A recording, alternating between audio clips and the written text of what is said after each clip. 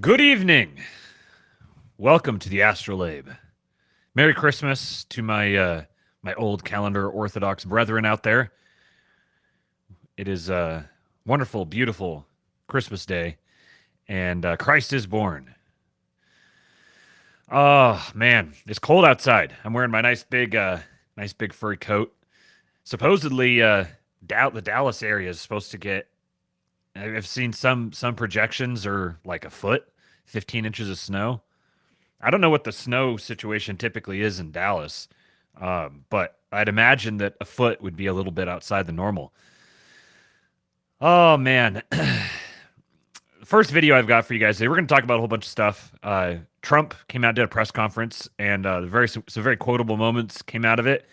We're going to talk about the Monroe Doctrine, return to the Monroe Doctrine, the UK grooming gang, quote unquote.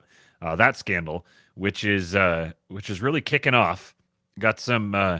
It's very obvious that this is an intentional operation of the Trump administration using Elon Musk as a bludgeon to make it happen, and they're starting to they're both narrowing their focus and broadening it at the same time. We're getting a clear idea of exactly what's going on, and then. Some interesting news on the Meta front, Meta Technologies, Facebook, Threads, Instagram, the social media platform that I basically have nothing to do with. Maybe that'll have to change. We'll see what happens here. First one I've got here, first video regarding my son. It's been part of the reason I'm going live late today is I just went down, spent some time with the family, just hung out with them while my son was absolutely losing his mind, running around, screaming, and doing 4-year-old boy things, and he's figured out what jokes are. So he had to tell us a joke. He said, "It's very 4-year-old boy. You guys are gonna love this." He goes, "Mommy, Daddy, ask me why the word penis is funny." Why is the word penis funny? Because P comes from a penis. This is what it's like living with a 4-year-old boy. This is also what it's like living with a 4-year-old boy. This one is in honor of my wife. It's one I'd saved to show her, and I decided that I'm going to show her via the stream. I told her just before I came up here that she had to make sure she watched the first one. This is what it's like having a toddler. I want to play a game. Okay, well, I want to take a shower, so... The toilet has been clogged with 2-ply paper towels and dirty socks. If you do not fix it in the next 27 seconds, it will overflow, covering your personal electronic devices in filthy toilet water. To reach them, you must walk barefoot across a floor covered in razor blades. The clock is ticking, Gary. Make your choice.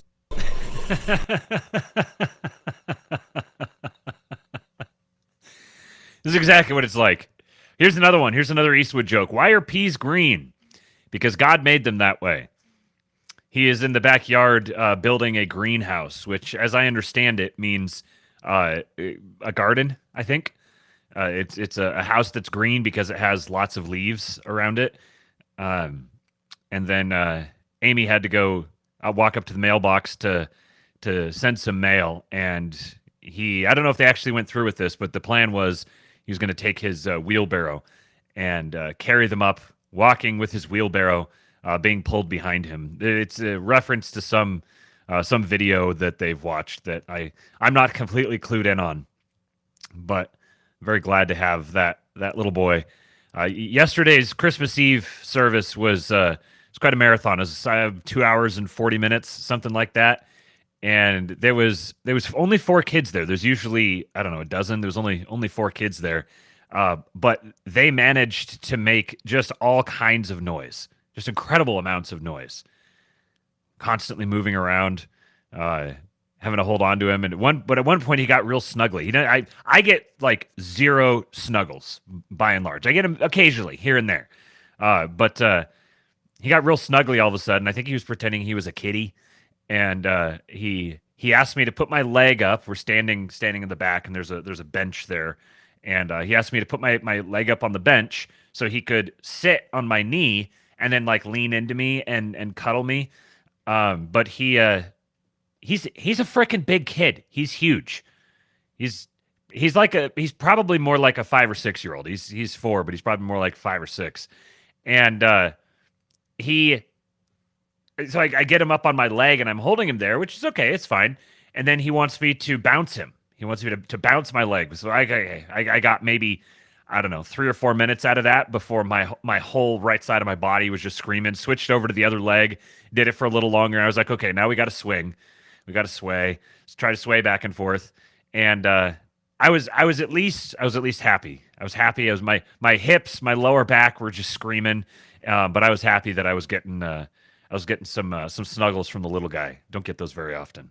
My wife says he was being a baby because she was holding the baby. Oh, I see what was going on. She was holding the baby, and so he wanted to be a baby, and she wasn't available for him to be the baby with. So there's a little bit of competition going on there. All right, another one here. I'm going to try to crank through this and make sure I get out of here in 2 hours because starting at 8 p.m. Central, 9 p.m. Eastern, Jason Miranchuk is going to be going live, and his takes on some of this stuff are probably going to be better than mine. So I'm going to recommend that you guys go over there. I set up the automatic redirect here, so as soon as the stream is over, you can just leave things be, and you'll automatically redirect over, and you can tell them that King Pilled sent you. Go give him a raid. So I got a whole bunch of tabs today, but I'm going to try to go through them pretty quick. Here is the great meme lord Fraser Payne with another one. This is they targeted the gamers. What were they thinking? Gamergate's where really a lot of this stuff kicked off. They went after the gamers. They thought this would end well for them. They targeted gamers. We're a group of people who will sit for hours, days, even weeks on end performing some of the hardest, most mentally demanding tasks, over and over and over, all for nothing more than a little digital token saying we did. We'll punish ourselves doing things others would consider torture because we think it's fun. We'll spend most, not all of our free time min-maxing the steps of a fictional character, all to draw out a single extra point of damage per second. Many of us have made careers out of doing just these things, slogging through the grind all day, the same quest over and over, hundreds of times, to the point where we know every little detail such that some have attained such gamer nirvana that they can literally play these games blindfolded. Do these people have any idea how many controllers have been slashed, systems overheated, discs and cards destroyed, hate and frustration, all the latter be referred to as bragging rights? These people honestly think this is a battle they can win. They take our media, we're already building a new one without them. They take our devs, gamers aren't shy about throwing their money elsewhere, or even making the games ourselves. They calling us racist, misogynistic, rape apologists is going to change us. We make love worse things by creepy pessing 10-year-olds with a shitty headset. They picked a fight against a group that's already grown desensitized to their strategies and methods, who enjoy the battle of attrition. They threatened us with who take it as a challenge when they tell us we no longer matter. Our obsession with proving we can after being told we can't is so deeply ingrained from years of dealing with big brothers, sisters and friends, laughing and apathetic. We used to be that proving you people wrong has become a very real need, a honed reflex.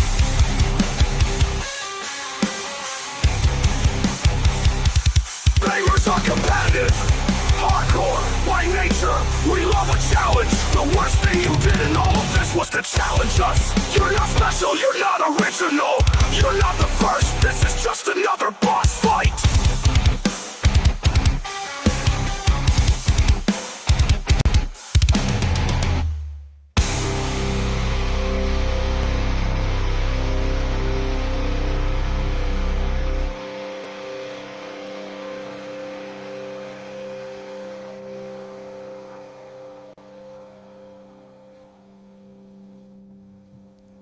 What a banger!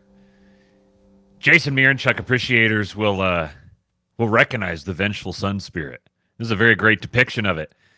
Straight Busters, this is watch any speedrun and ask yourself if you want to see that kind of autism weaponized. Man, you remember what they did to poor Shia LaBeouf? They traumatized the dude to the point where he became a Latin mass tradcath. They sent him on an absolute spiritual journey through the might of sheer weaponized autism. If you don't know the story, then just go look up. It would be Shia LaBeouf and 4chan. Just look that up. You'll get the story.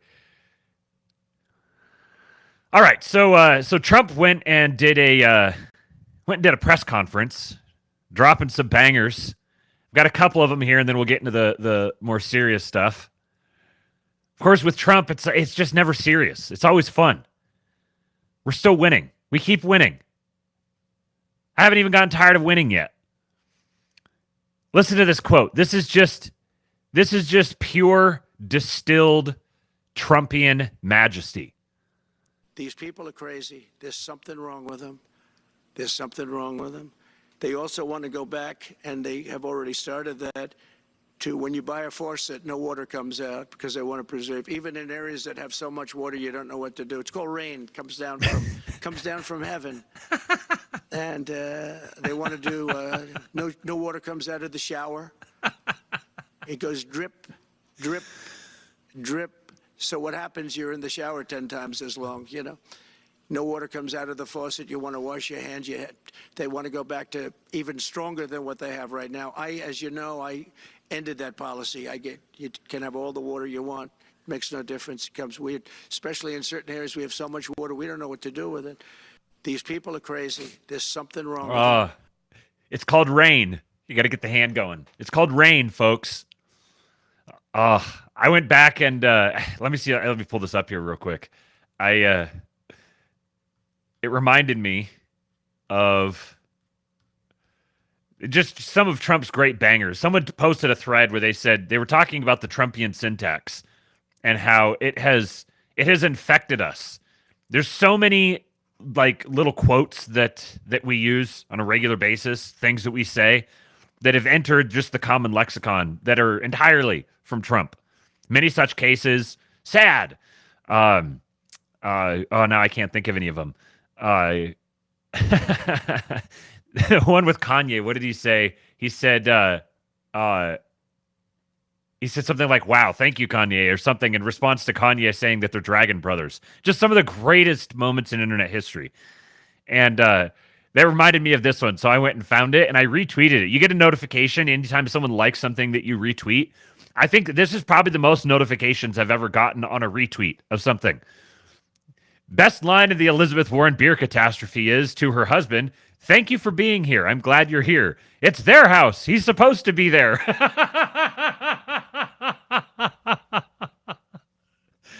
Just absolute majesty.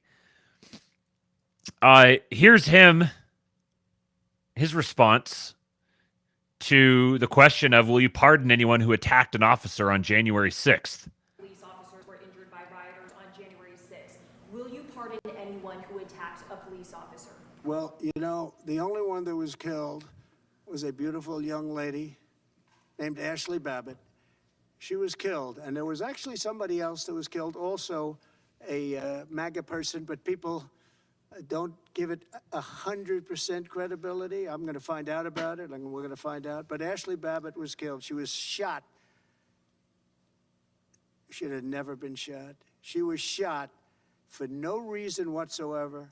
In fact, they say that she was trying to hold back the crowd, and the crowd was made up of a lot of different people, so we'll see. But I will tell you this, the person that was killed was Ashley Babbitt. The other thing is, when they talk, you know, there was never got the hands going. Insurrection or anything like that.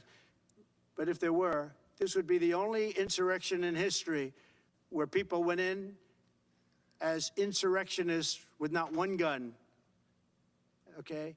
And let me tell you, the people that you're talking about have a lot of guns in their home for hunting and for shooting and for entertainment, a lot of good reasons. But there wasn't one gun that they found. And why didn't they find the bomber, the pipe bomber? You know, they know who the pipe bomber is. The FBI knows who it is. The status of the FBI has gone down so far.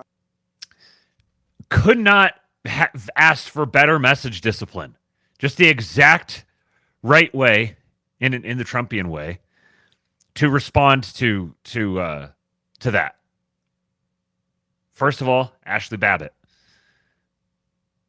Second of all, January 6 prisoners. Completely flipped it back around on her. Doesn't even grant her the legitimacy of her question. Your question's bullshit, ma'am.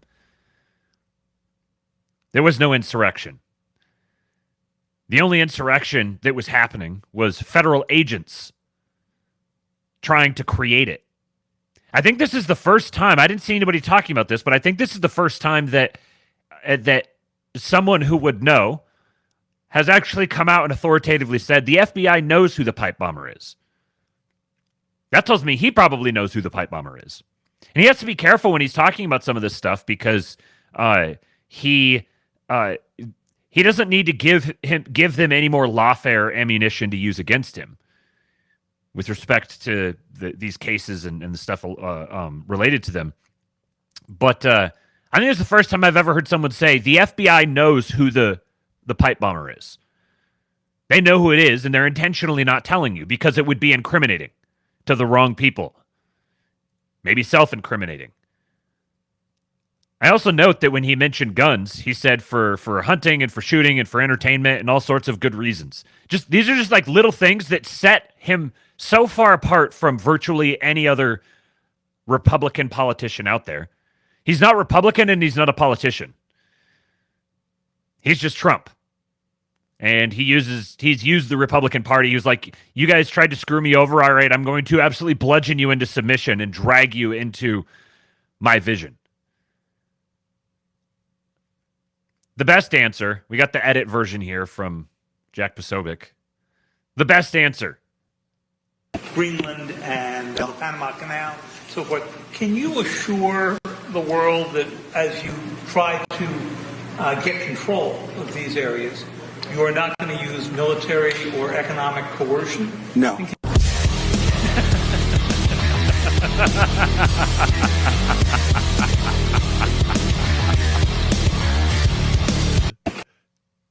No.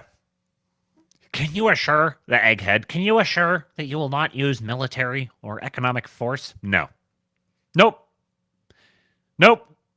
We're taking it. We're taking it however we want. Here's him defending America's right to the Panama Canal. It was the most expensive structure ever built in the history of our country, relatively.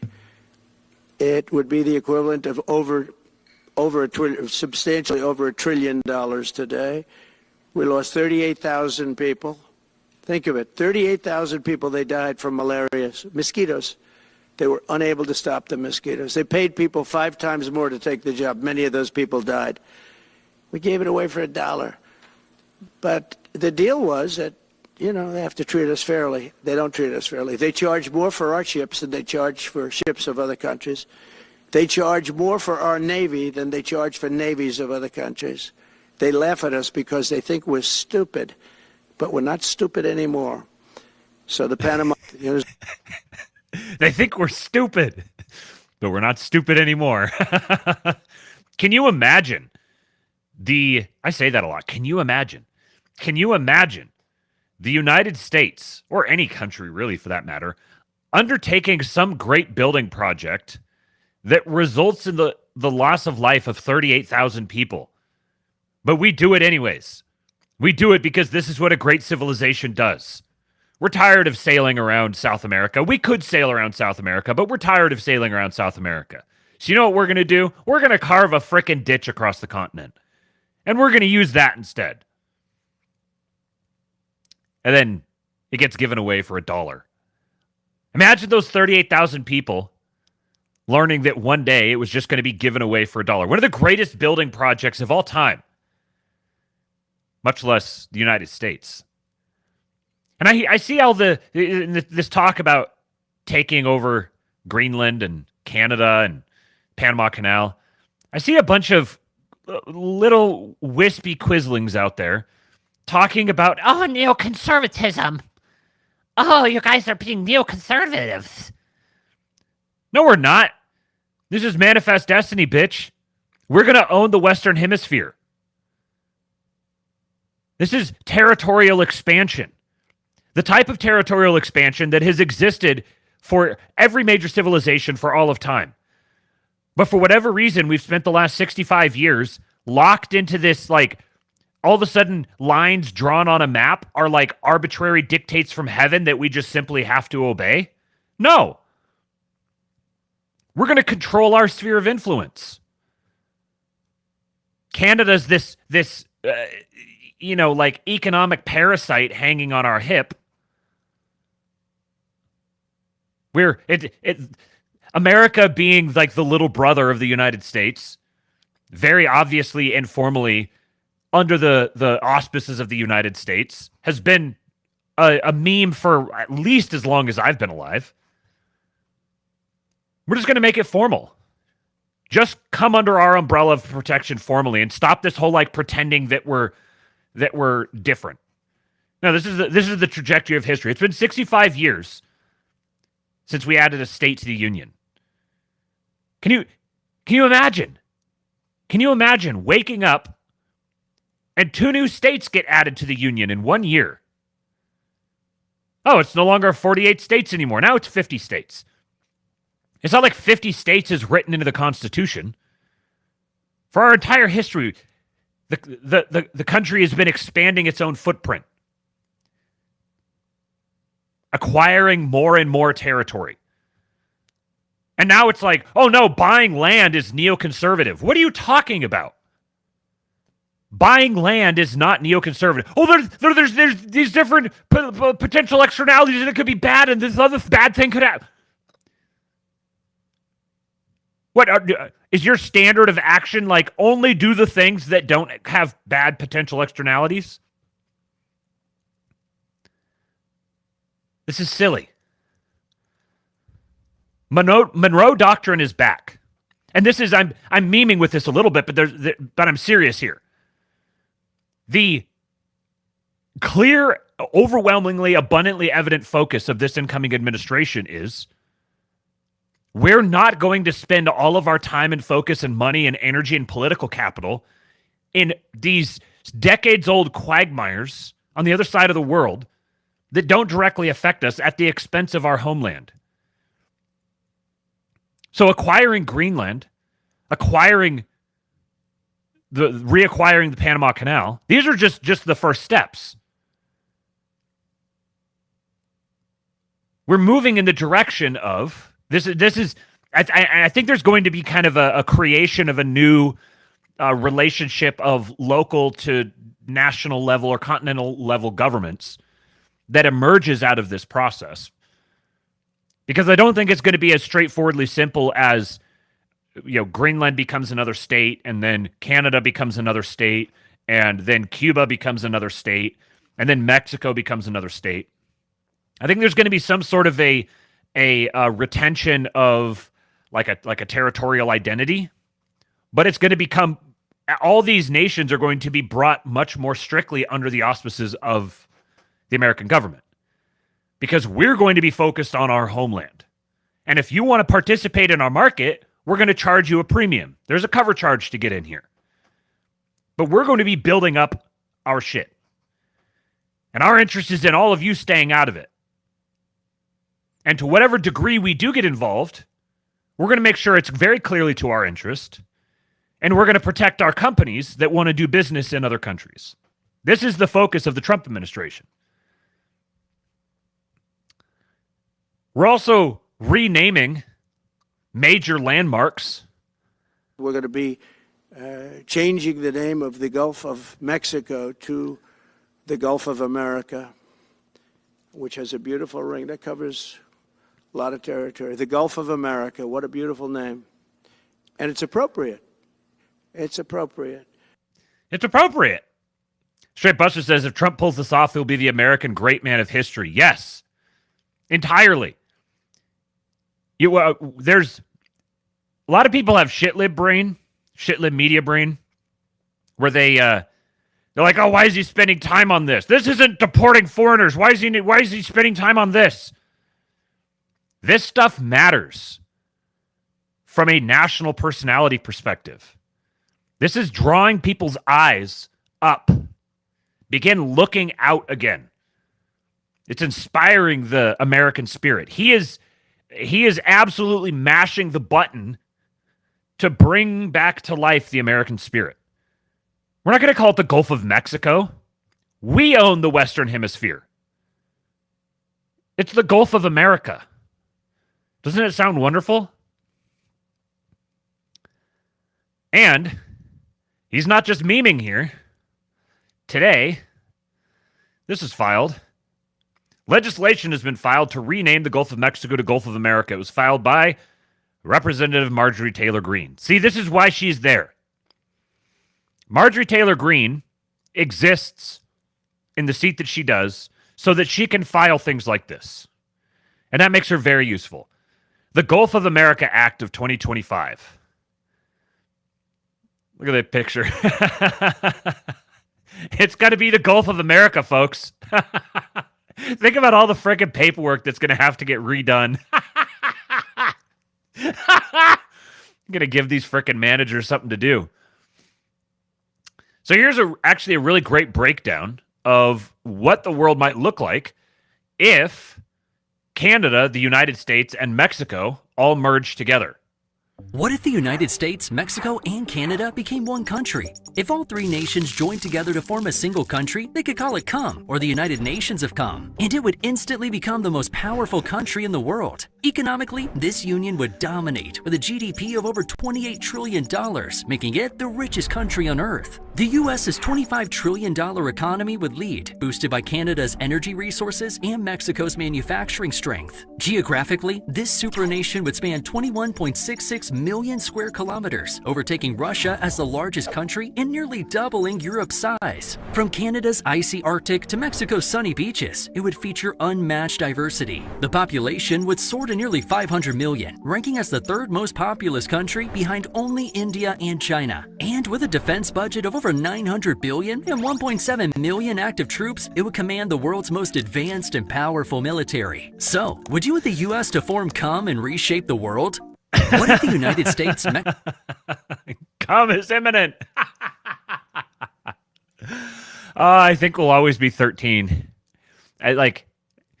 Every boy gets to 13 and then just stops. Some part of his brain just stops. So here's Trump talking about Canada. Let me make sure the volume has been kind of low on some of these clips, so I'm going to try to make sure it's good. But why are we supporting a country, 200 billion plus a year? Our military is at their disposal. All of these other things, they should be a state. That's why I told Trudeau when he came down, I said, what would happen if we didn't do it? He said Canada would dissolve. Canada wouldn't be able to function. But why are we... So here's the terms of the deal. We are going to remove all of the support and everything that we're giving to you economically, militarily, commercially. We're going to remove all of that, and we're not going to treat you as some sort of I don't know, not even an ally, like an ally that takes advantage of you. We're not going to treat you like that anymore. We're just going to treat you like a neutral third party. You sustain yourself. What's that? You're not capable of sustaining yourself? Oh, well, that's good to know because we've got a great deal for you. We will bring you formally under our umbrella. And it's going to be a real good deal for us because you don't have a choice. By your own admission, you cannot sustain yourselves any longer. You don't have a claim to independent nation status. You need a patron. You are a client state by definition. So, why don't we just make this formal? This is great. Casey says, I'm going to come, Trump. Well, he wasn't wrong. That's a good one. That was quick. I've been enjoying this guy's content since stumbling upon him during the election. He did a lot of voter analysis. Christian Hines, I think is how it's pronounced. Haynes, maybe. He's you might know him as a co-host for Nick Freitas. Definitely one of our guys. He says, when engaging in negotiations, a common tactic is for one side to open with a position they know won't be accepted, but it sets the tone of the conversation in their favor. Trump's opening position with Canada, an American ally, is literally, we will end your existence as a sovereign nation. Imagine any other politician doing that before the Trump era. This is actual realpolitik. The funny thing about Trump is he's such a meme. He's literally like a billionaire comedian, but he knows how to realpolitik because he's just like a businessman who has a sense of the historic. He's tapped into the popular consciousness. He's like, well, give me the numbers here. So we're putting all this out, not getting anything out of it. They're sitting on an absolute massive load of natural resources. And if we're concerned about protecting our borders in a world where the military dynamics are changing completely with drone warfare and anti-gravity sorts of technologies looming out there, suddenly it's very much in our interest to not just have our territory end at some line in the middle of the dirt, but to have it run right up to the water. We want to control the borders of everything around us. And right now, we functionally are responsible for your borders, but we're not getting the benefit of it. We're not getting all the benefits that we should get if we're going to be the ones who are subsidizing you and providing you with our military protection and support. We're obligated to do that because America has a very strong interest in its hat not getting blown off. We're obligated to do that. You can't do it yourself. So this means whatever deal is made is going to be skewed heavily in America's favor because of the starting point of the negotiation, which, as he says here, it's literally, we will end your existence as a sovereign nation. All we have to do is rug pull you and you're done. So you're ready to negotiate? $5 Canadian from Slosher the Leaf weighs in. He says, if Canada was a state, we'd be 51st in incomes and first in housing prices. If we were allowed to start developing resources, it would help a lot. And I think it's possible that the only way that Canadians are going to be able to actually start developing their resources is if the existing Canadian government is completely disempowered. And the only way, it's possible that the only way for that to happen is for the United States to effectively step in and make them a state. Now, I think it probably would make more sense to make them like a territory and offer them some nice deal, give them some bonus or something, like pay everyone off or whatever, come up with some sort of an arrangement like that. Personally, the idea of making them a state, but I can tell, I trust in the people that he has around him, and I can tell that they're not just going off on this half-cocked. They have a very clear plan, and I'm trusting the plan. Colonel Douglas McGregor says that, breaking, reports emerge that Trump has a deal worked up for the purchase of Greenland. Now, obviously, this was talked about back in, 2018, something like that. And it was mentioned again a few weeks ago, and everyone's like, oh, yeah, he's memeing again. Ha, ha, ha. Nope. This isn't memeing, folks. They're entirely serious. You know how serious they are about this? This is what they're working on right now in the week leading up to the inauguration. They've got their first 100 days where they have to do like more than any presidential administration has ever done in 100 days. And this is what they're prioritizing right now. That should tell you how serious they are about this. And here's who they sent over there. Don Jr., Charlie Kirk, and Sergio, I think it's Gore. I haven't heard the way I'm assuming it's Gore. I've never heard it said out loud, but the director of the Office of Presidential Personnel. So this isn't the rookie team that's getting sent out there. These are very close, influential core members of the Trump administration. Great poster on here says, so there's a video from Breaking 9/11.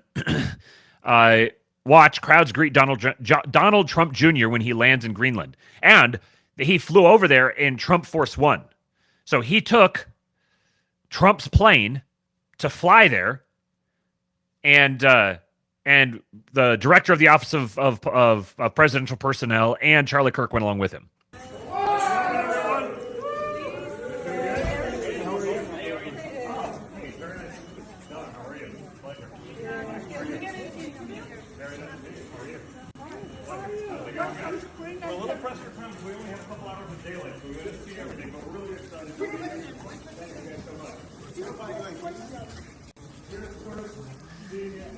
It's a really good point. Mark Metz says territorial advancement is a shift from empire of idea to actual empire. Yes, that's exactly correct. That's exactly it. I wish I would have thought of to say it that way.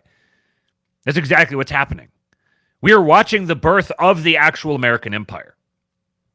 Not America being the front for the withering husk of the British Empire, but America actually beginning to ascend to empire status itself. And so Canada, Greenland, Panama Canal, and I guarantee you there's going to be more coming soon. If they're going to do it with these, they're going to be doing it with more. These are imperial acquisitions. We're now expanding the actual borders of the empire. This isn't some propositional empire that is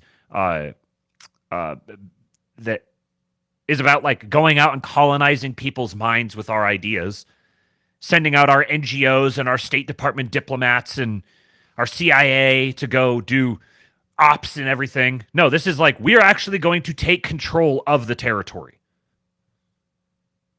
It's going to be ours now. For good. Lucerne Bolvin says, the king's firstborn surveys a feudal holding prior to its annexation. We're seeing things that haven't been done in over a century. And he's memeing, of course, but it's also entirely serious. This is exactly what's happening. And this has happened for thousands of years, but we just like had this brief hiatus where we said, oh, actually, this sort of thing doesn't happen anymore.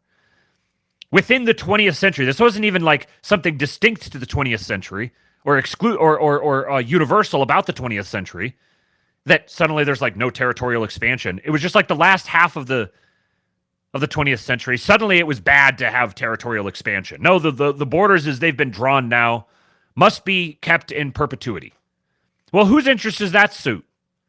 The people who drew the borders? Probably. Yeah, they would have it's like we're going to conquer all of this territory, and then we're going to say, oh, it's illegal and immoral and against God to ever change anything beyond what it looks like now.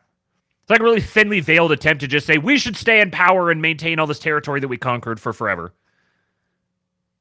Yeah, that's dead. The 20th century has overstayed its welcome, but it is dying. Interesting little historical nugget here. Cigar and Jetty tweeted this out. 1868 U.S. State Department report on Greenland commissioned by Secretary Seward, the infamous purchaser of Alaska. Quote, by location, it belongs in the Western Hemisphere and is an insular dependency of the North American continent. I have heretofore expressed the opinion we should purchase Greenland. This is from 1868. And at Amuse here posted this interesting little historical summary. The document discusses, probably from Grok, the document discusses Robert J. Walker's advocacy for the acquisition of Greenland by the United States during the late 1860s alongside Iceland. Walker, an ardent expansionist, proposed this idea to William H. Seward, then Secretary of State, as part of a broader imperial vision that also included acquiring territories like St. Thomas and Alaska. Walker presented Greenland as a strategic and resource-rich asset. His arguments focused on Greenland's valuable natural resources such as coal and cryolite, as well as the potential for summer ocean navigation linking Greenland to Alaska and other Pacific locations. Additionally, he highlighted Greenland's role in enabling an independent transoceanic telegraph system. Politically, Walker tied the acquisition of Greenland to weakening British America's position. Interesting.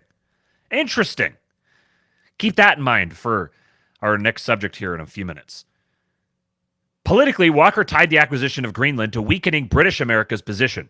He argued that adding Greenland to U.S. territory would geographically and strategically isolate Canada, compelling it to consider unification with the United States. Interesting. Despite Walker's enthusiasm, his efforts were met with skepticism and ridicule in Congress.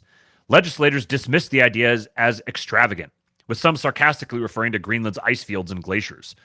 Furthermore, the failure of Congress to approve Seward's treaty for acquiring the Danish West Indies likely discouraged any further push for Greenland. Ultimately, Walker's proposal and the accompanying report received limited attention and were not pursued. The document suggests that the report was suppressed or overlooked, contributing to its obscurity in subsequent discussions of U.S. expansionist ambitions. So, contributing to the idea that this is not just a meme, here's Elon. If the people of Greenland want to be part of America, which I hope they do, they would be most welcome. Now, interestingly, there's 50,000 people. There's something like 56,000, somewhere in there, in all of Greenland. The vast majority of it is completely uninhabited. There's a tiny little group of people there, and they're actually relatively wealthy. Their per capita wealth is fairly high. But them only being 50,000 people, the United States can make a pretty compelling offer here. Like, we're going to buy your territory and incorporate you as a state, and we're going to pay every single one of your citizens $1 million. Every single one of you is going to get $1 million. Maybe we'll give you $1 million of Bitcoin. Every single one of you. And what would that cost? $50 billion? This is a rounding error. $50 billion, whatever. And you acquire it would cost in absolute terms way more than that. Way more than that. But think about that $50 billion as throwing it in as a kicker. Now all of a sudden, all of these, how many ardent nationalist Greenlanders or Europhilic Greenlanders would be like, no, you keep your $1 million. I will not take it. I love Europe so much. I will turn down $1 million. All of my neighbors can have $1 million. I won't. Nope. Not a chance. It's a done deal. It's going to happen. And related to Canada, I thought this was an interesting little note here. Someone said manifest destiny and wrote up this hypothetical bunch of different states incorporating Canada. And Growing Daniel says the Senate would be fucked forever, one state or no deal. And Elon said could be 2 states, but yeah, we can't fuck the Senate. This is an interesting signal to me because given that Elon's been glued at the hip with Trump for the last couple of months, I would imagine he's been privy to the sorts of conversations that are being had on this matter, and at least tangentially. So I think there's probably some fairly strong signal that 1 or 2 states is what they would be looking at with this sort of proposition.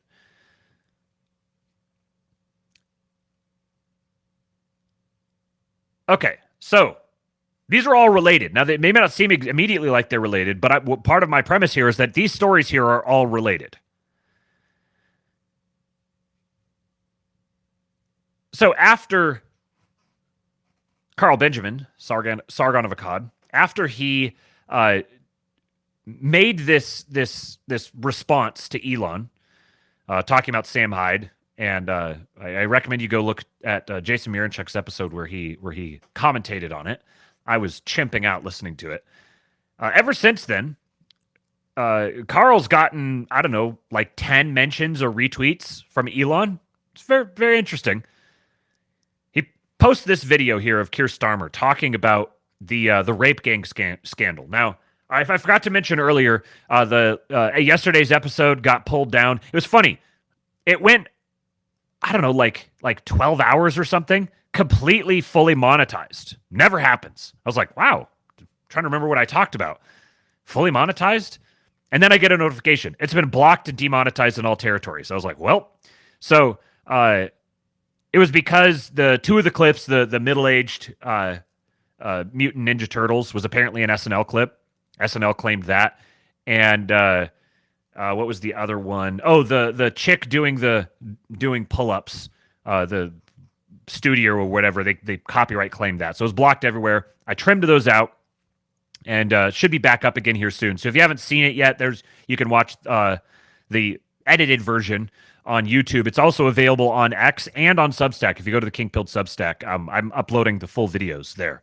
That also pushes it out on the podcatchers. So that's primarily meant to be a video stream, but if you want just the audio, then they're available on all the different podcatchers. Do me a favor and give me a 5-star rating and review if you're listening there and you like the show.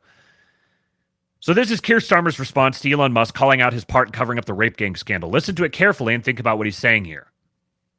Tommy Robinson, not interested in justice. They're supporting a man who went to prison for nearly collapsing a grooming case, a gang grooming case. These are people who are trying to get some kind of vicarious thrill from street violence that people like Tommy Robinson promote. And those attacking Jess Phillips, who I'm proud to call a colleague and a friend, not protecting victims. Jess Phillips has done 1,000 times more than they've even dreamt about when it comes to protecting victims of sexual abuse throughout her entire career. And so just as I took on the criminal justice system and the institutions when I was chief prosecutor, I'm prepared to call out this for what it is. We've seen this playbook many times, whipping up of intimidation and threats of violence, hoping that the media will amplify it. Now, Jess Phillips does not need me or anybody else to speak on her behalf. But when the poison of the far right leads to serious threats to Jess Phillips and others, then in my book, a line has been crossed. I enjoy the cut and thrust of politics, the robust debate that we must have, but that's got to be based on facts and truth, not on lies, not on those who are so desperate for attention that they're prepared to debase themselves and their country. So this government will get on with the job of protecting victims, including child sexual abuse, mandatory reporting, accelerating the processes. But what I won't tolerate is this discussion and debate based on lies without calling it out. What I won't tolerate is politicians jumping on the bandwagon simply to get attention.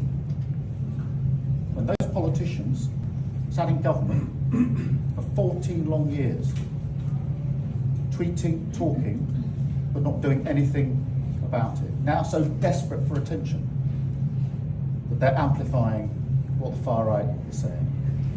So that's what I say about Jess Phillips. Thank you. I wanted to play that whole thing because you really gotta hear and appreciate just how poorly they're handling this. They genuinely are completely on their heels, trying to what's the meme of the crow doing stand-up comedy, and he reads off a joke, and someone in the audience is like, "Boo, get better material." And then he's like, and he's like sweating. This is them right now. They don't have better material. They've got the one set of lines. And they genuinely don't appreciate just how much shit they're in right now. This is the worst possible way to try to handle this. They don't recognize the fact that they've got a frickin' freight train steaming down the tracks at them. This is like, in another time, Mr. Starmer here, I'm trying to be careful. I don't want to go into a lot of the details because I've already gotten the one a strike on the channel for, or I didn't get a strike, but I got a video taken down for saying or apparently promoting violence or something like that. So I got to say, I absolutely do not promote any sort of violence. But I do know that in very recent past, the way that groups of that nations dealt with politicians who participated in such egregious crimes against the most precious, vulnerable part of the population, and then tried to get really smug and high and mighty about it and tried to play actually they're the victim here, things did not end well for them. Mr. Starmer here should be thanking his lucky stars that he lives in 2025 and not,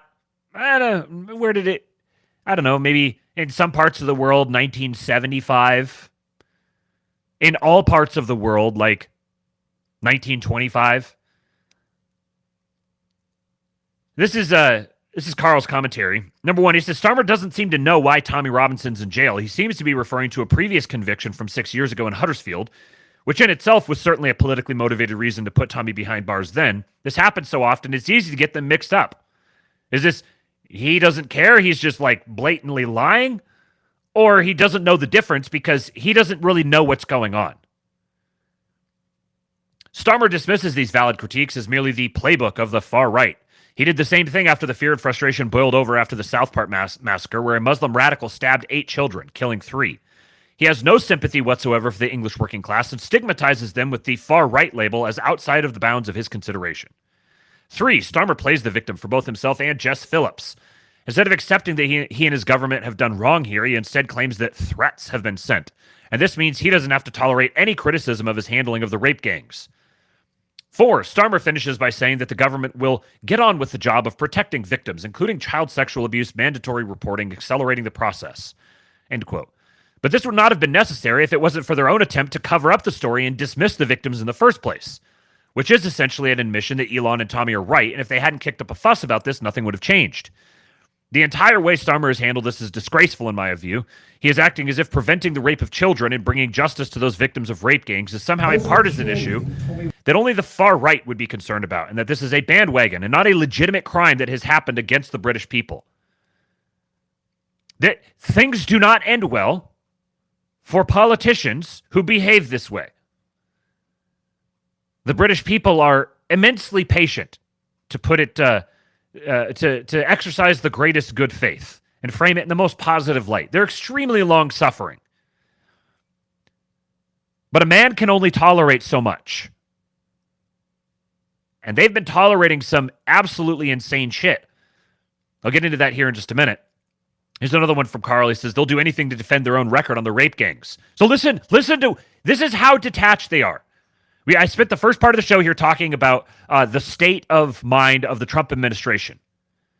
They're in full-blown manifest destiny, Monroe Doctrine mode. We're going to absolutely exercise complete control over our continent and massively ramp ourselves up, and we're uniquely positioned to do that. And here's how they're responding. Here's how the UK leadership is responding here. This is the country that has completely bankrupted itself, participating in this absolute fraud of a war to the east. They nearly went bankrupt just recently. Go read Alex Craner's Substack on this. He and Tom Luongo talked about it. How close the Bank of England came from going completely bankrupt. The financial position of the UK makes the United States look fine and dandy and like they don't have a problem at all. They are in absolutely dire straits. On the cusp of being completely incapable of self-sufficiency themselves, if not there already, like Canada. And here's how they're going to try to play this. The incendiary language we have seen from Elon Musk. Is this just the view of Elon Musk, or is it the view of the wider administration and the incoming President Donald Trump? If it's the latter, then there may well be some very, very serious questions about the nature of our ongoing security partnership with the United States. Our ongoing security partnership. You think you got a big dick now? Like you're just going to like swing it around at the United States? The United States that you've been begging and pleading with to keep participating in this charade so you don't look like complete insane people? Just like hurling bodies at the Russian bear, completely bankrupting yourself, thinking you're winning. You're gonna threaten the United States with detaching military interests and security interests. This incoming administration would be more than happy to facilitate that. Yes, absolutely. Go ahead. Play hardball with us. See where that gets you. Europe, broadly speaking, is going to be going through an absolute meltdown throughout 2025. And the UK leadership has zero clue of what sort of situation they're in. And I can say that this is naivete and ignorance beyond malice and malevolence. There's plenty of malice and malevolence there too, but they don't even have like the barest instinct for self-preservation. Hurtling off a cliff with zero awareness. They do not know what time it is.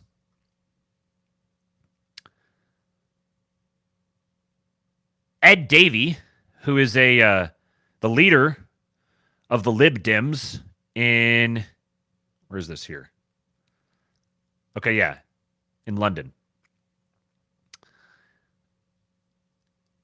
He says, people have had enough of Elon Musk interfering with our country's democracy when he clearly knows nothing about Britain. Talk about like totally detached from, completely autistically unaware of the vibe shift. We're gonna try to run the interfering in our democracy. It's time to summon the U.S. ambassador to ask why an incoming U.S. official is suggesting the U.K. government should be overthrown. Yeah, when you summon that U.S. ambassador, they're going to tell you to get bent, Limey. Elon says, what exactly do I fail to understand about your failure to stop the mass rape of little girls in Britain, you sniveling cretin? Okay, well, here is official Trump administration policy toward the liberal leadership in Britain. And here's why. Labor MPs shout shame at Shadow Home Secretary Chris Philp. What the hell is this? Philp? Is he like... There's got to be a joke in here about... what's the... I just killed it. The guy with one eye. Cyclops. He like had to get rid of one of his eyes. Shadow Home Secretary Chris Philp, as he says, it is not far right to stand up for victims of mass rape. Imagine this. Imagine going out in public and talking about we need to stand up for the victims of mass rape and getting this sort of reception. Just say, in that vein, a word on the Prime Minister's comments this morning. It is not far right to stand up for victims of mass rape. And smearing people. Order. It's those concerns. Shadows. People want to hear the statement. Chris Philp. Smearing people who raise those issues is exactly how this ended up getting covered up in the first place. Just say, These are adults. Shame. Shame. We're going to quote a movie. We're going to quote a TV show at you. When you're this bad, like when you're this stupid, it's almost hard to be malevolent. Like there's a malevolence to your behavior, but it's kind of like an animal, like a cow stampeding through a house and trampling a child. Like isn't evil. It's like, yeah, it was a cow. You know, you can't say, oh, that cow decided to be malevolent. This is pathological detachment from reality. Cernovich said, big mistake for UK politicians to run their mouths about our country and Elon. It's a joke country, corrupt to its core. The royal family has a pedophile prince. Rotherham. I'm sure they say Rotherham because they got to get rid of letters. They imprison people for social media posts. This is not going to go the way they think it will. Elon says they are in for a rude awakening. Now, I'm not going to get into the really graphic stuff. Number one, because I just don't think it's really good to like put this stuff into your brain. And also because I want to retain the channel. But just to give, I know there's people who maybe aren't completely aware of this and they've used the grooming gang, which makes it sound like it sounds pretty bad. But then when you hear what's actually happening, it's even that is neutered. Jeremy Coffin tweeted this. This is absolutely insane. One night in Oldham in 2006, for example, a 12-year-old girl named Sophie, fake name, entered a police station and reported that she'd just been molested in a graveyard by a man named Ali, fake name. A desk officer told her to come back with an adult when she was sober. Two men accosted her in the police station. Joined by a third, they raped her in their car. When they dumped her on the street, she asked a man named Sarwar Ali for directions. He took her to his home, raped her, and gave her money for bus fare home. A man named Shaquille Chowdhury pulled up in his car and offered to take her home. He abducted her and took her to a house where he and 4 other men repeatedly raped her. This is not one of the worst stories. Here's Elon retweeting Keith Woods. You've probably never heard the story of Chris Donald, a 15-year-old Scottish boy tortured and murdered by 5 Pakistanis because he was white. One of the Pakistanis, a gang member, Imran Shahid, got in an unrelated bar fight the weekend before and decided to take collective revenge on whites. With 4 of his Pakistani friends, they stole a car and roamed the streets of Glasgow with a bag of torture instruments looking for white boys to target. They targeted 19-year-old Jamie Wallace, who managed to escape, and his friend Chris, who had the day off school because he wasn't feeling well. The Pakistanis proceeded to take Chris, who they called a white bastard, to a remote location and torture him for hours, gouging his eyes out, castrating him, burning him with cigarettes, stabbing him repeatedly, dousing him in gasoline, and setting him alight before he crawled to his death. One of the killers may be back on the streets of Scotland this year. This is the sort of thing that Keir Starmer played a direct role when he was the director of the Crown Prosecution Services in suppressing. And both Labour and the Tories, and I'm no expert on UK politics, and I'm not going to pretend to be, but I know the bare facts of it. This was a bipartisan effort. This isn't a story that you can just kind of just kill off once it's been elevated the way that it has been. On the heels of the last couple of years where there's a guy who's in prison for 7 years for sharing a meme. Some other guy went to prison because he said he doesn't think his tax dollars should go towards people like this. They're being put in prison.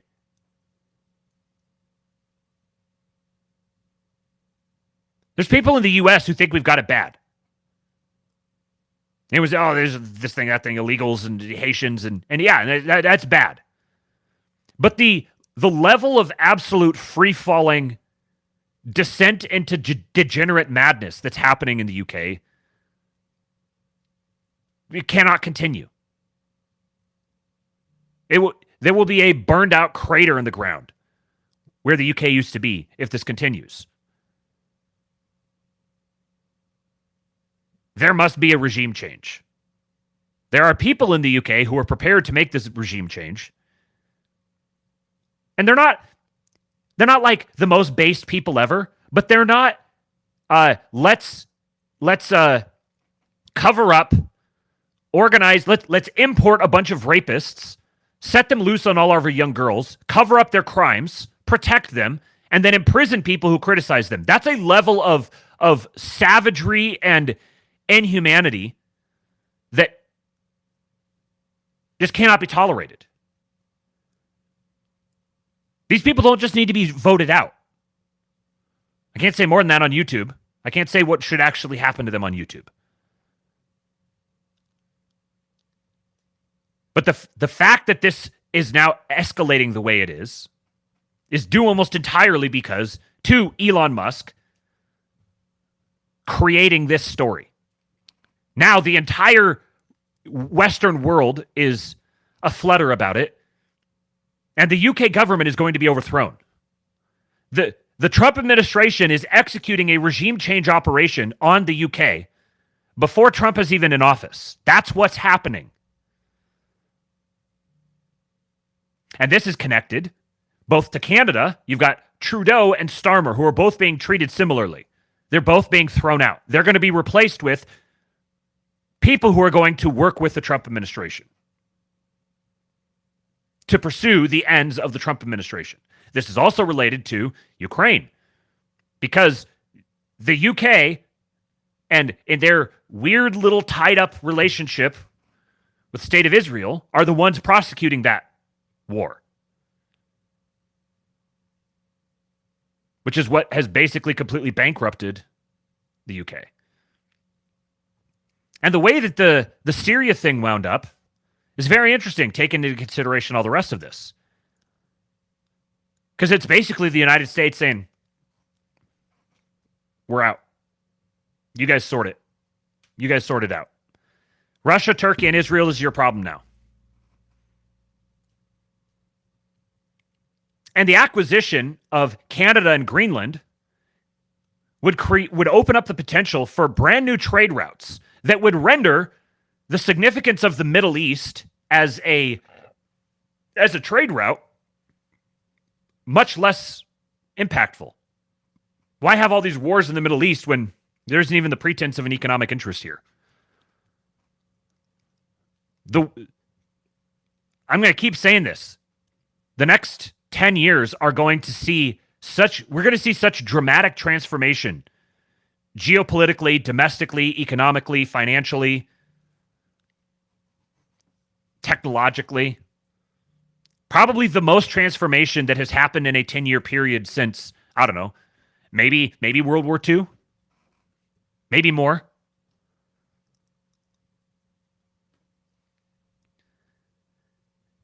You can see now, even clearer, I think, those who have eyes to see can see. I said that they're focusing and they're also broadening.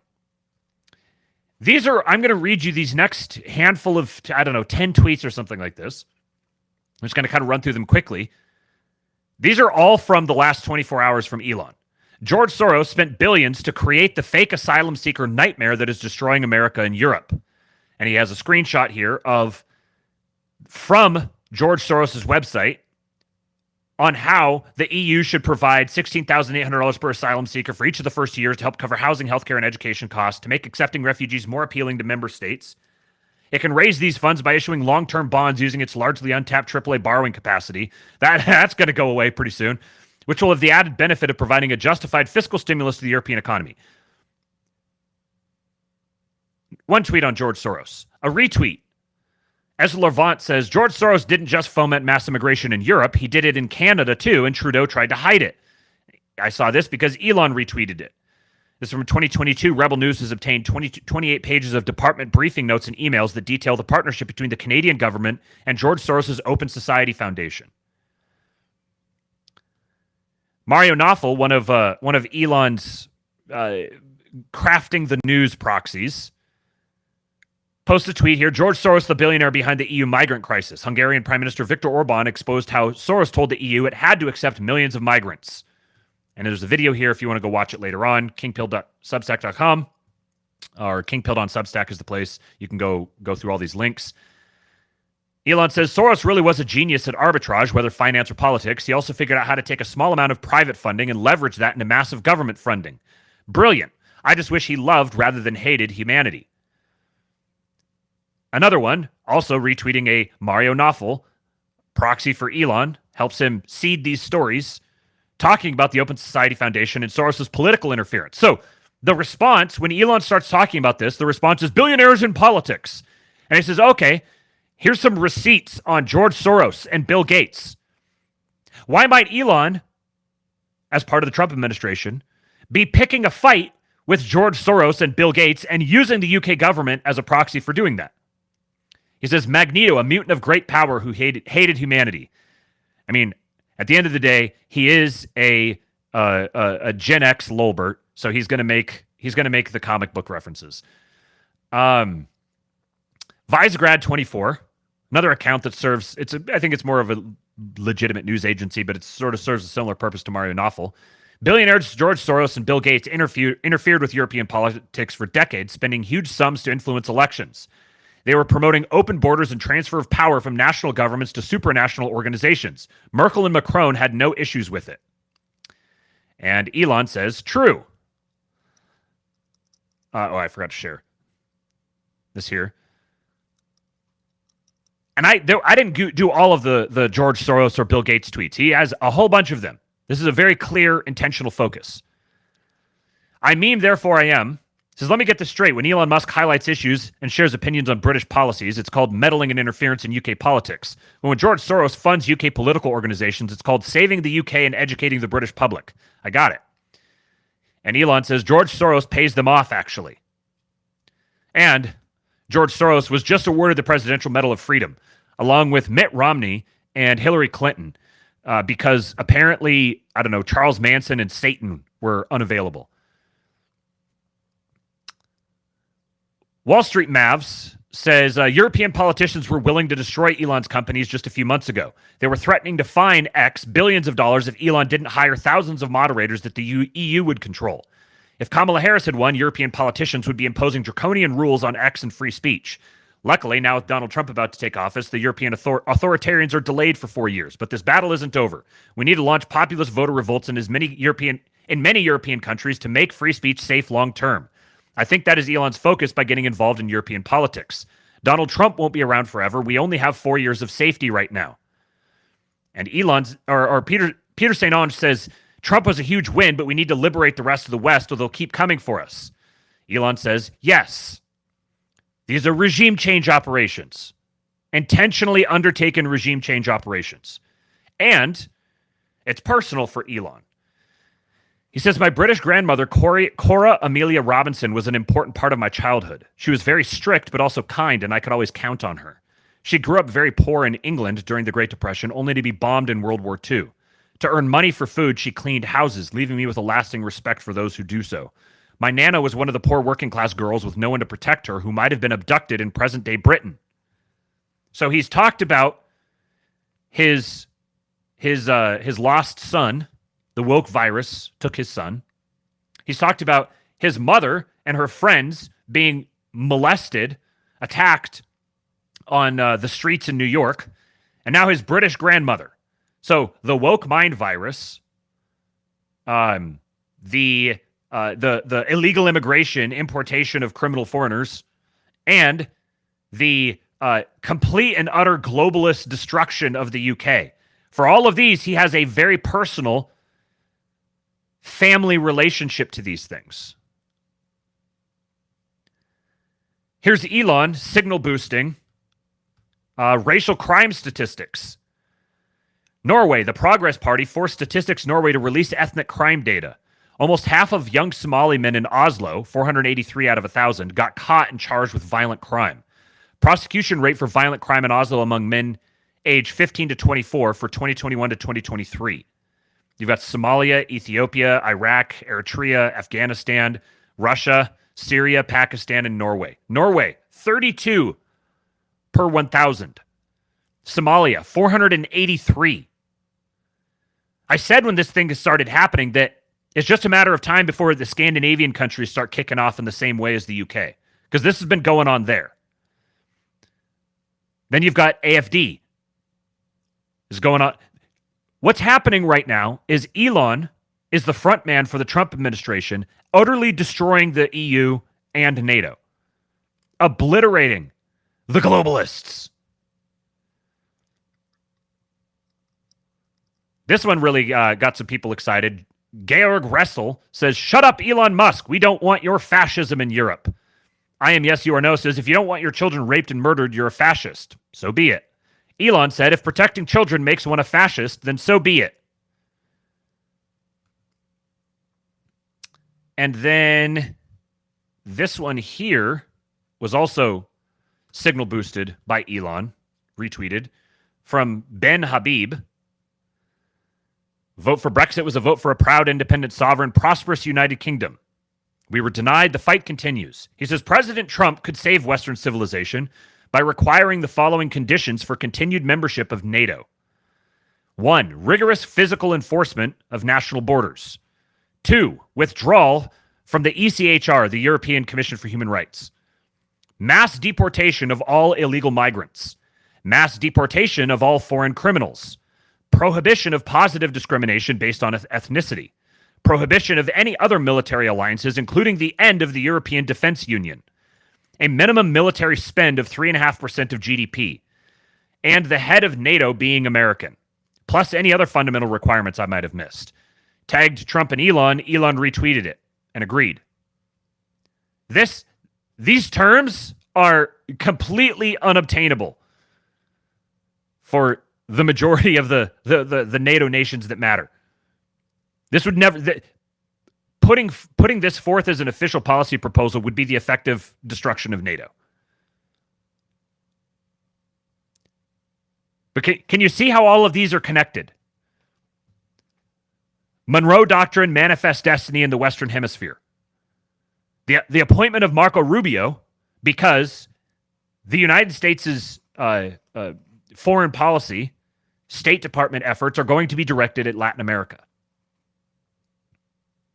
extracting from the different engagements in the Middle East, winding down and ending the war in the Ukraine, regime change in Germany and the UK, the purchase of Greenland, the potential incorporation of Canada. All of these things are all connected and they all point in the same direction. And trying to evaluate any of them independently of the rest is silly.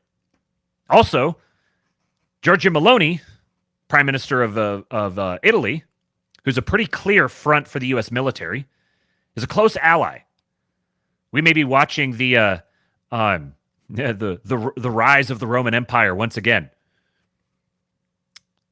Because I think ultimately the trajectory, if I had to guess, the trajectory for the Trump administration here is they are going to flip the colonial model on Europe. Europe is going it would be very much in their interests, I think, for the Ukraine to turn into basically like a DMZ and just to be able to have Europe completely cut off from Russia, because Europe then becomes heavily dependent upon the United States energy. And making Europe like formally, explicitly, economically and militarily dependent upon the United States on the United States' terms. I think that's the direction the puck is going. Now, I would imagine it's going to take a while to get there, and it may not ever fully come to fruition, but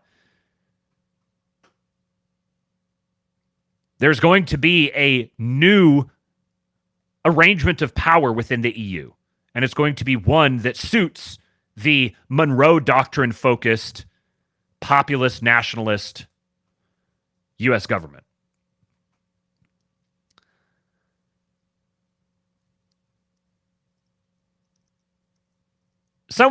Another interesting person has thrown his hat into the ring here.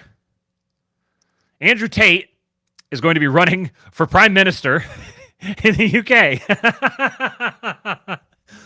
Now, before I get into this here real quick, he vote Bruv. It's the Bruv Party. Britain restoring underlying values. Yes, Bruv. Upholding tradition, restoring our great nation for a stronger, prouder Britain. Now, they'd created their organization here, and then it got suspended and removed. And he tweeted about it, complained, and Elon jumped on it, got it fixed, got them put back up again, and replied, said, not sure why it was suspended, but seems to be fixed now. Interesting. Seemed to make that a priority. One of these slop aggregator news accounts, George Bahaisi tweets out this video. He says, what Andrew Tate is doing will be studied for many years. Even if he doesn't win and become prime minister, his involvement will transform British politics and create an army of men demanding change. It is our intention to become political figures inside of the United Kingdom, and I will be aiming to be prime minister to fix the mess. And I want to make something clear to everybody who is watching this, especially the political establishment, which I know is watching this show right now. I am being absolutely serious. You are corrupt and you have failed people generationally. London should be the greatest city in the world. Great Britain was once the greatest place anyone could possibly live. We had a strong and proud people, and the generational failure that the constituents of the UK have been forced to endure is legendarily terrible. It's absolutely disgusting what has happened to that country, and it seems that nobody is interested in doing the things which must be done to fix it. Sometimes to be a bad guy, you have to be a bad guy. Sometimes you have to be an anti-hero. Tough decisions must be made. Firm, hard lines must be drawn. And I can't seem to find faith in any other political party which is truly interested in doing what is required. Therefore, I will do it myself. For everybody who is balking this attempt for me to become the prime minister, please understand, I'm a wealthy person with 50 years of life left. The chance of me being prime minister, considering I was the most Googled man alive, sometime before I die, is actually very high. And I will leave a legacy of flawless governance. Flawless governance. Beautiful. I will leave a legacy of flawless governance. It is our intention here to outline our plan for the Bruv Party and to explain to you our primary objectives, which we would implement as soon as we took power inside of the House of Commons. And once again, there's a lot of people who seem to think we're not serious and that we're playing games. This is not a game. And if you think back to the legacy of Andrew Tate since when you first heard of me, I want you to actually ask yourself a question. Have I ever lost? The Matrix attacked us in one of the most corrupt countries in the world. They lied about us and hit us with endless charges. They deleted me from everything, expecting me to go away. They took all of my money away. They've done everything they possibly could. Have the Tates ever failed, or have we always somehow ended up on top? And this is going to be another story. You guys are witnessing the birth of something which is going to revolutionize British politics. 3D chess game theory. My success, even if I do not become prime minister, will force the parties of the UK to address the issues they don't want to address. They'll be forced to discuss my point of view. They'll be forced to discuss the momentum that my party has managed to gather based purely on a message of competence and nationalistic policies. They will be forced to discuss things that they've been trying to ignore for generations. And it is for this reason that truly I cannot fail. My endeavors will reward Great Britain, irregardless of the outcome of an election. Oh man, it's like watching a Sam Hyde skit or something. I'm not a real big fan of the Tates. Vorpal Anvil says minority sex traffickers in office. It does track though. That's a banger. That's a banger right there. A $20 super chat from Matt Grider. Thank you, sir. He says, I really think the UK Prime Minister spot, even dictator light, is there for the taking for Jeremy Clarkson if you wanted it. Wish he would run. I could be wrong, but I don't think Tate has much of a chance. I do agree very much. Thank you for the super chat. I very much do agree about Jeremy Clarkson. And here's the thing. If you don't think that he has some of a chance, you haven't been paying attention to politics lately. You can say all you want about how goofy he is, all of his scandals, everything else. That stuff doesn't matter. It doesn't matter as much as you think it does. I said as soon as this was announced, I said in one of the group chats, I said, the chance of him actually becoming prime minister is not zero. I don't think it's good, but it's not zero. What it is going to do, and he's exactly correct with this, what it is going to do is it's going to drive the narrative for the other parties. And I'm going to say straight up, I think that it seems very clear to me that the Tate brothers are fronts for U.S. intelligence. And I'm not talking about the gay globalist U.S. intelligence. I'm talking about the actual operators. Because this is going to become a gigantic thorn in the side of the UK, and it's going to revolutionize UK politics. I know that Jason's going to be talking about this a little more, so I'm going to save some of my commentary on this. On tomorrow's show, he put out a list of his policy things. It's actually very interesting. You can see some of the directions they're trying to push, and I absolutely think that this is not some organic idea that Andrew Tate had. Someone's putting him up to this, and if they're putting him up to it, they're going to make sure that it makes a mark. Note, Elon replies to this tweet and says he's not wrong. We've seen what happens when Elon gets his mind behind something. And he's not real impressed with Nigel Farage. But he's also calling for Starmer to get taken out. It's pretty clear to me that it seems at this point, things could change, but reading the tea leaves as I can tell right now in Canada, Poilievre is going to be installed by Trump and Elon. They're going to ensure that Poilievre becomes the new prime minister, and he's going to probably play big and tough with them, but be completely compliant behind the scenes. Again, I'm not an expert on Canadian politics, so I ultimately will outsource all of my opinions on it to whatever Jason Miranchuk says. Go listen to him here, starting at about 34 minutes. When this show ends, it'll automatically transport you over to the live chat for his show. But I'll go through some of Tate's platform on tomorrow's show and talk about some of the details. And I'll also be listening to what Jason has to say. Speaking of Canada and powerful white men in Canada, Canadian Kevin O'Leary reveals his conversation with Trump at Mar-a-Lago about merging the U.S. and Canada. With President-elect Trump on this issue. I had two topics that I wanted to talk to him about. Number one was integrating Canada towards a North American Union for greater strength, just period. The world's a difficult place these days, and most Canadians would like to look at that opportunity without giving up their sovereignty. So low-hanging fruit would be combined currency, for example, combining the Bank of Canada with the Fed, things like that. We are the largest trading partners. And just to ask him, because this was on Saturday, to say these meetings you're having with Trudeau and finance ministers from Canada, with all due respect, sir, are a complete waste of time. This guy's going to get eradicated out of the Canadian political landscape. Give the Canadians a chance to re-elect a leader, just like you got re-elected, that has a 4-year mandate, just like you have, and let's get down to business. And I hope they didn't land on deaf ears. I think he saw the rationale in that. That was one topic. But I had another agenda item that was very important to me. And here's this. And we want to.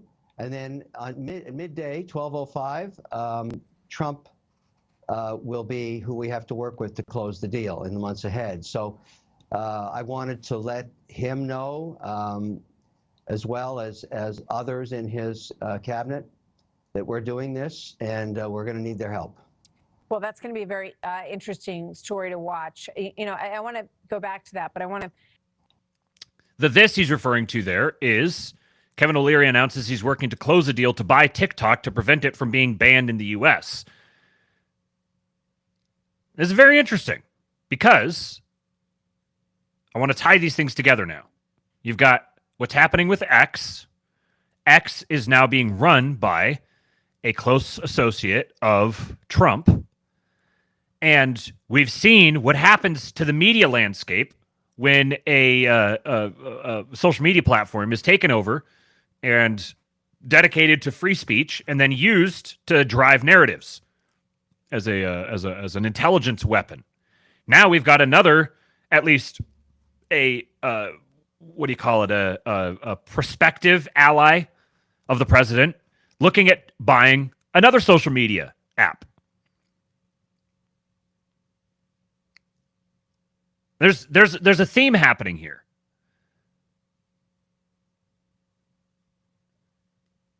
And he's being very open. I think this sort of proposition that he's giving with respect to merging the economies but retaining some sort of sovereignty with Canada, I wouldn't be surprised if that's where it ultimately winds up. But all of these stories here show the entire world is revolving around Trump. He's been completely accepted, and everyone's now pivoting to try to take advantage of the doors he's going to start blowing open. Further evidence of this, New York Post, Melania Trump signs whopping $40 million documentary deal with Amazon with cameos from Barron and Donald. This is the Melania Trump who we learned recently was debanked just a few years ago. Now she's signing $40 million documentary deal with Amazon. From the article here from the New York Post, former and future First Lady Melania Trump has inked an eye-popping $40 million deal with Amazon to license a documentary on her life, with cameos from her husband, Donald, and son, Barron. The documentary, directed by Rush Hour auteur Brett Ratner, is set to be released later this year, with one source close to the agreement suggesting it could spawn multiple projects. The hefty price tag was first reported by Puck News and covers the rights to projects involving Mrs. Trump over the next 4 years. Page 6 has learned that Disney was also in the running and bid $14 million, only to be swamped by the internet giant.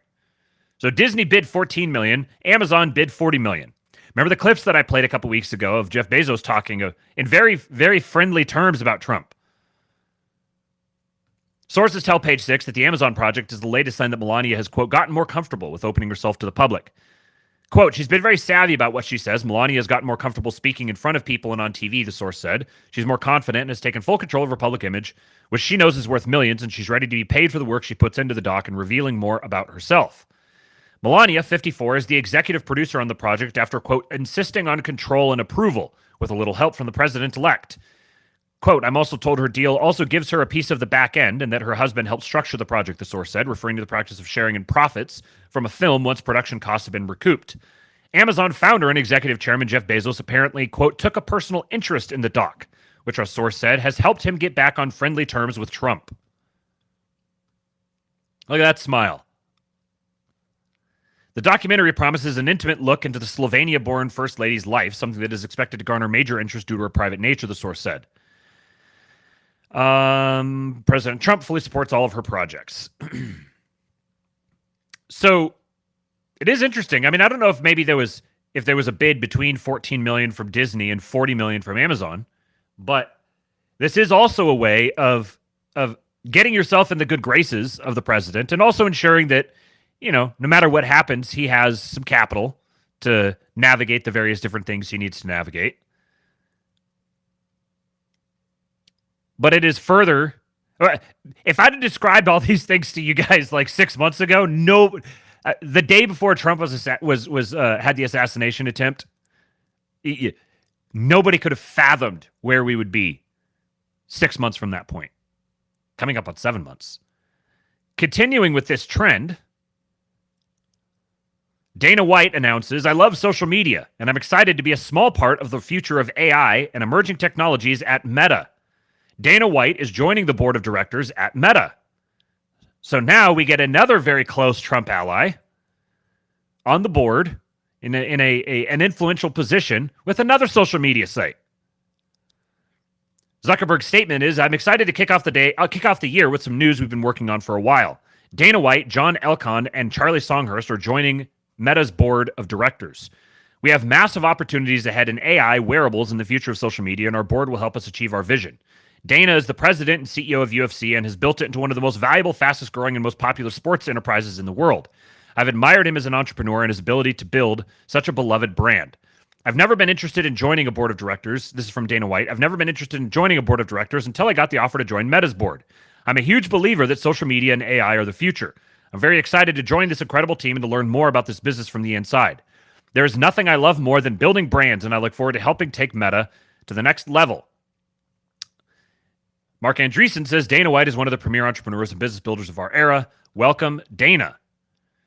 And I was interested in these other two guys that were announced at the same time, John Elkann and Charlie Songhurst. John Elkann is an Italian industrialist and the CEO of Exor, one of the largest European investment companies controlled by the Agnelli family. He's also known for his roles as chairman of Stellantis, interesting, and Ferrari. Elkann has been instrumental in leading the Agnelli family business since 2004, following in the footsteps of his grandfather, Gianni Agnelli. His background includes education in management engineering from the Polytechnic University of Turin and significant work experience at General Electric before joining the family business. He was born in the U.S., but he renounced his U.S. citizenship. He's an Italian, also owner or chairman and owner, I think, of Juventus for my soccer enjoyers out there. And then Charlie Songhurst is a technology investor with a focus on enterprise SaaS, artificial intelligence, and deep tech. He currently invests in over 500 startups globally. Before becoming an investor, he held significant roles at Microsoft, where he was the general manager and head of global corporate strategy, notably involved in the acquisitions of Yahoo and Skype. He graduated from Oxford University with a degree in politics, philosophy, and economics. His investment activities span across various sectors, including AI, fintech, and biotech, making him a notable figure in the tech investment landscape. I wasn't sharing the screen, but it's just me reading from Grok. And right after that was announced, this happened. Our Wigger CEO is speaking up. He's got some news. Hey everyone. I want to talk about something important today because it's time to get back to our roots around free expression on Facebook and Instagram. I started building social media to give people a voice. I gave a speech at Georgetown. I'm going to make you watch this guy. You got to do it. You just got to sit through it. 5 years ago about the importance of protecting free expression, and I still believe this today. But a lot has happened over the last several years. There's been widespread debate about potential harms from online content. Governments and legacy media have pushed to censor more and more. A lot of this is clearly political, but there's also a lot of legitimately bad stuff out there. Drugs, terrorism, child exploitation. These are things that we take very seriously, and I want to make sure that we handle responsibly. So we built a lot of complex systems to moderate content. But the problem with complex systems is they make mistakes. Even if they accidentally censor just 1% of posts, that's millions of people. And we've reached a point where it's just too many mistakes and too much censorship. The recent elections also feel like a cultural tipping point towards once again prioritizing speech. So we're going to get back to our roots and focus on reducing mistakes, simplifying our policies, and restoring free expression on our platforms. More specifically, here's what we're going to do. First, we're going to get rid of fact checkers and replace them with community notes, similar to X, starting in the US.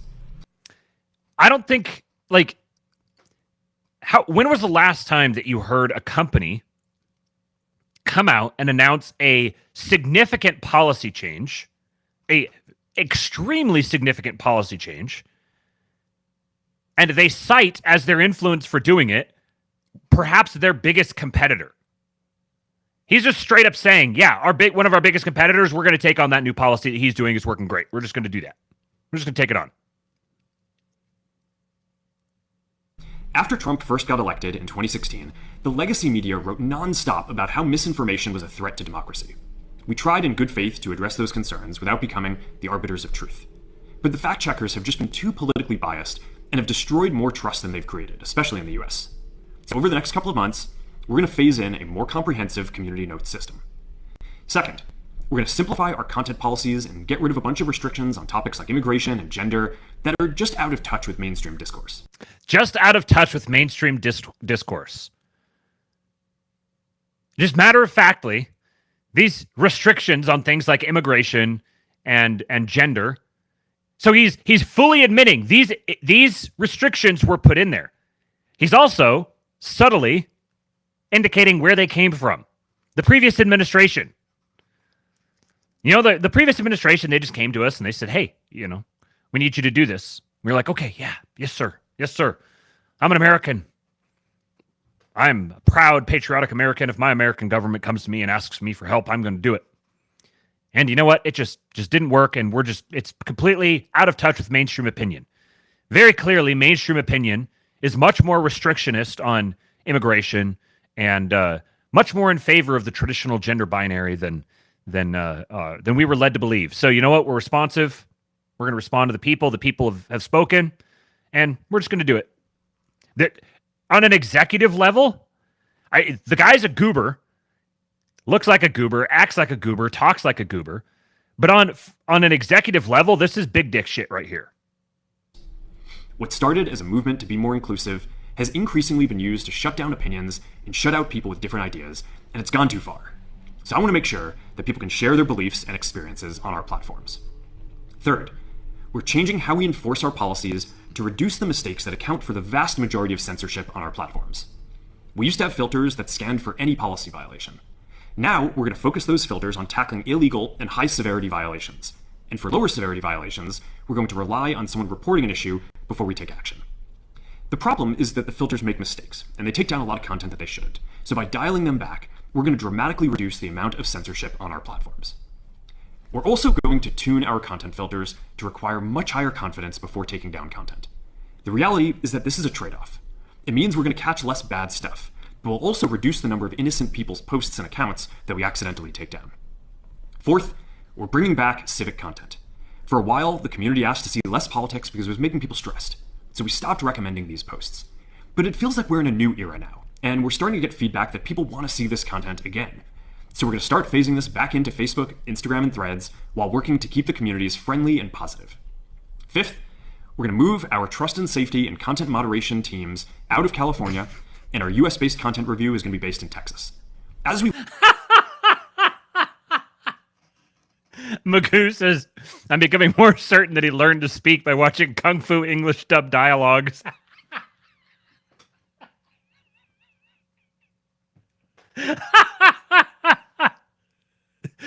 Oh, that's so good.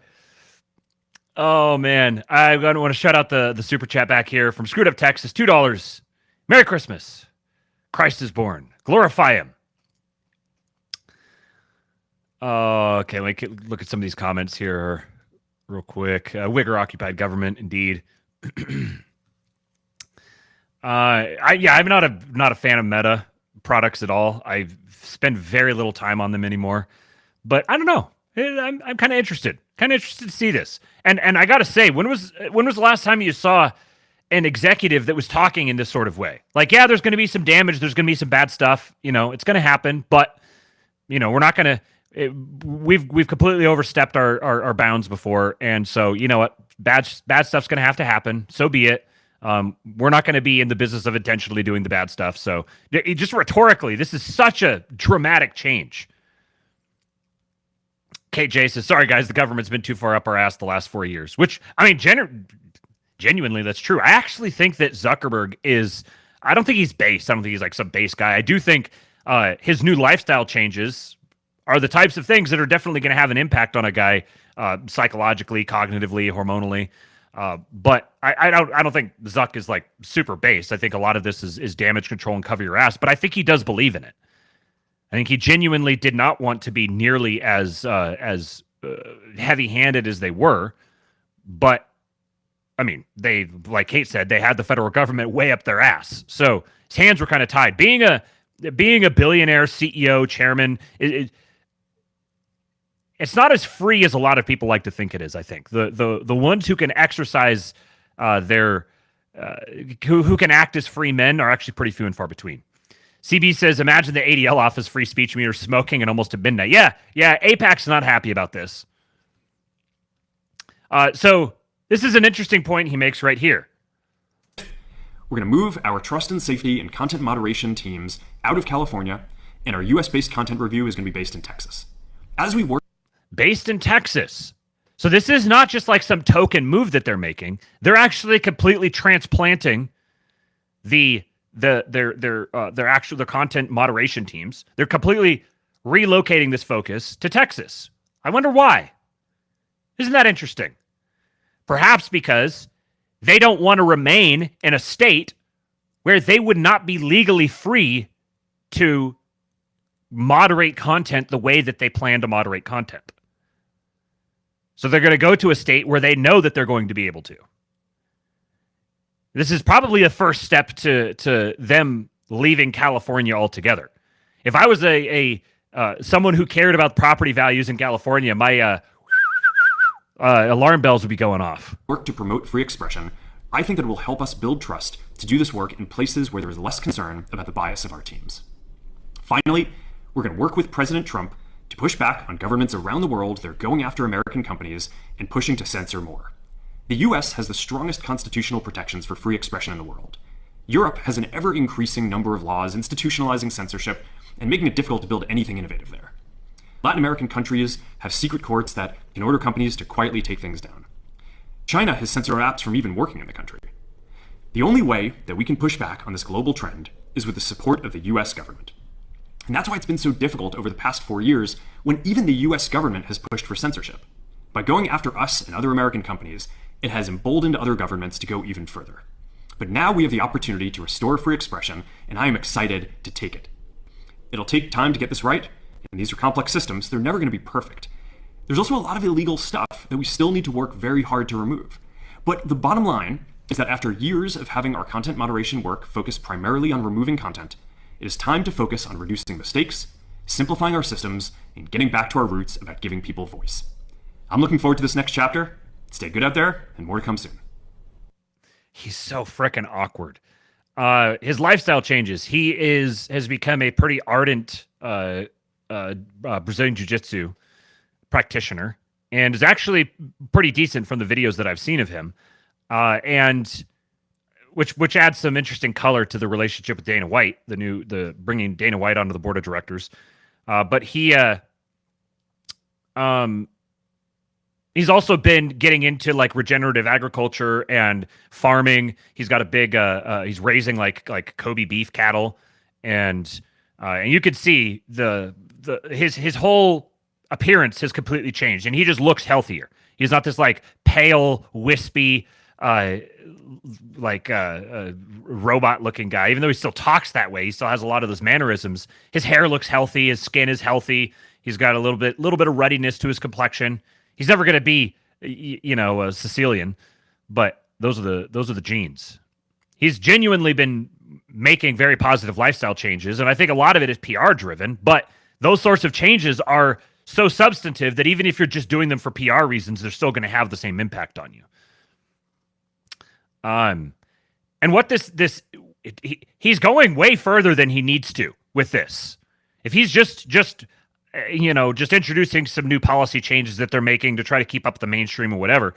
He could have left it at that. They don't have to do the relocating to Texas and going so far as to say European countries and their free speech laws and Latin American countries and their free speech laws, which are entirely fronts for American NGOs.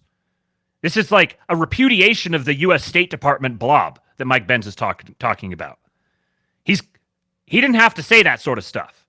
So to me, this is a much stronger signal than just, oh, hey, we don't yell at us. We're changing with the times. Look at us trying to keep up. The vibe has shifted. What do we do? This is open pandering to the Trump administration and actually putting himself out there politically. For the people who that matters to, they're going to recognize what this is. This is the blob, Mike Benz's blob. They know full well. They understand exactly what he's talking about here. So this is not just like, oh, we're going to try to keep up with the times. This is, we know what you did to us and get the fuck out. Leave us alone. We have a new big guy in town, and we're going to cuddle up to him, and he's going to protect us from you and your malign influence. And little extra detail to this story. This is from Patrick Webb, who's the co-founder of Leading Report. It says, breaking. Fact checkers claim they were blindsided by Meta's decision to end their partnerships and reportedly fear they won't be able to secure new business to fill the void, potentially putting them at risk of going out of business, according to Wired. Aww. The fact checkers are going to go out of business? Oh, it turns out there wasn't any actual demand for them. This was just a front for the U.S. State Department censorship apparatus. Zuck was even using the term censorship. It's an open admission of what's been going on. And if this is true, which I'm going to presume it probably is true, they had no idea that it was coming. It was kept under wraps. And I don't know exactly what to think of this, but I can't help but think there's some relationship between the announcement of Dana White joining the board of directors and this announcement coming out at the same time.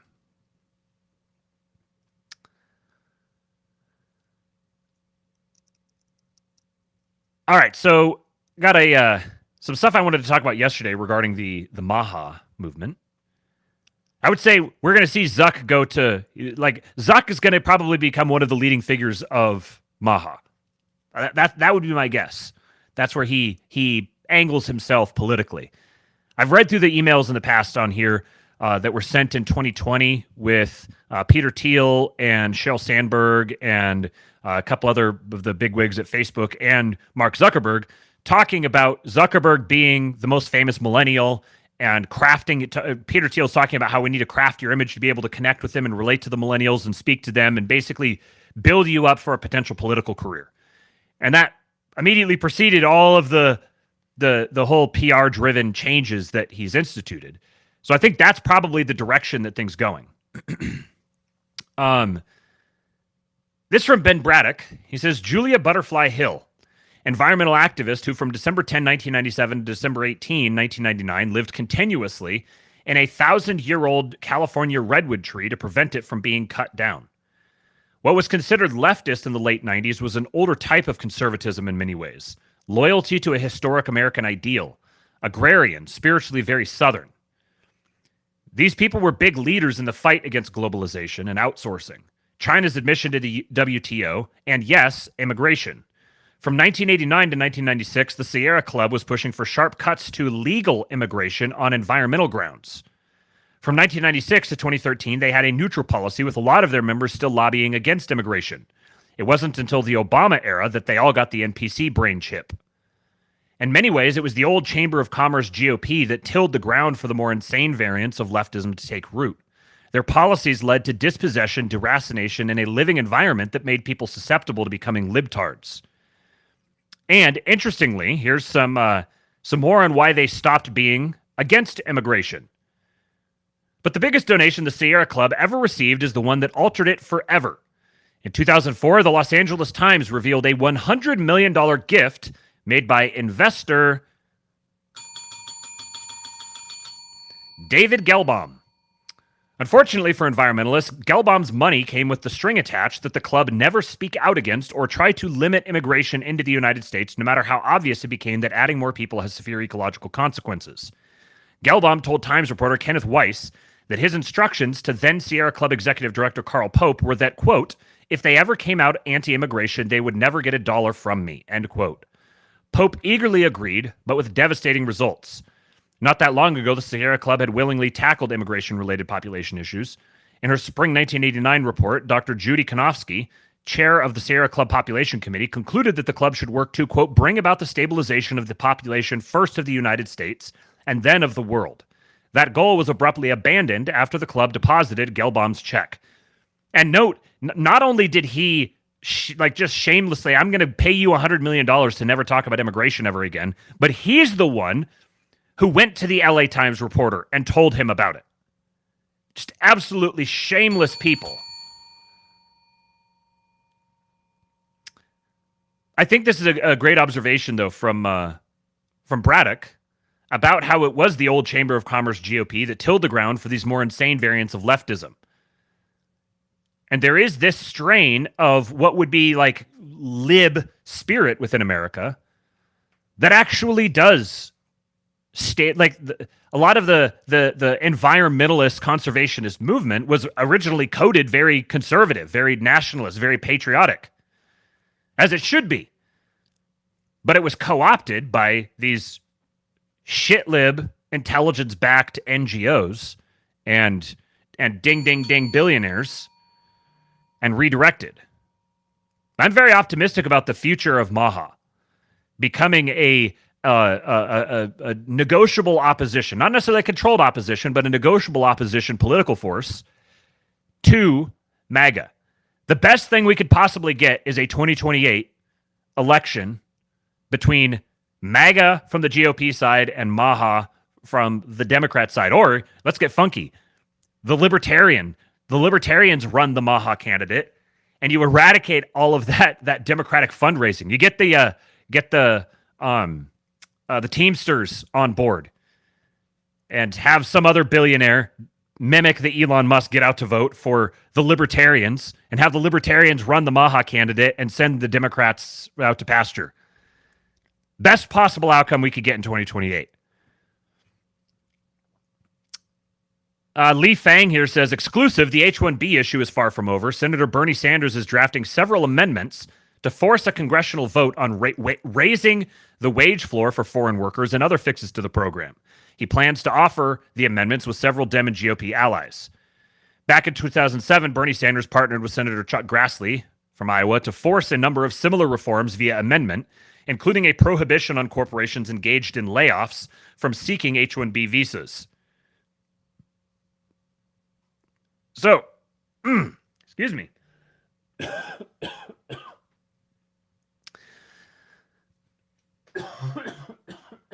I had a tickle in my throat, and I already drank everything that I had here to drink.